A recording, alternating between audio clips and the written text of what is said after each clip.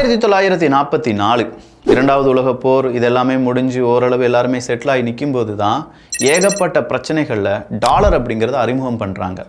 இந்த டாலர் அறிமுகம் பண்றதுனால அமெரிக்காவுக்கு என்ன நடக்குது? உலக அளவுல அறிமுகம் பண்றாங்க. அமெரிக்காக்கு என்ன நடக்குதுன்னா, அமெரிக்கா யாருக்கு வேணாலும் கடன் கொடுக்கலாம். அமெரிக்காக்கு காசு தேவைப்படும் போது அமெரிக்கா யார்கிட்ட போய் கையேந்த வேண்டாம். அவங்க டாலர் அச்சடிச்சா மட்டும் போதும். ஸோ இந்த டாலர் அச்சடிச்சு எல்லா நாடுகளுக்கும் விநியோகம் பண்ணுறாங்க. டாலர் இருந்தால் தான் இந்த பொருள் உனக்கு கிடைக்கும், டாலர் இல்லைனா உனக்கு அந்த பொருள் கிடைக்காது அப்படிங்கிற அந்த எண்ணத்துக்கு கொண்டு வராங்க. பெட்ரோ டாலர் அப்படின்னு சொல்கிறத நம்ம படிச்சிருப்போம். அதாவது கச்சா எண்ணெய் அன்றைக்கி எல்லா நாடுகளுக்கும் தேவை.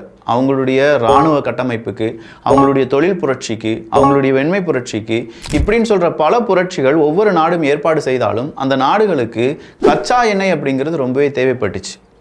காரு, பைக்கு இது எல்லாத்தையுமே உருவாக்கிட்டு இருக்காங்க. ஃப்ளைட் எல்லாம் கண்டுபிடிச்சிட்டாங்க. கச்சா எண்ணெய் ஆயில் இல்லாமல் எதுவுமே நடக்காது.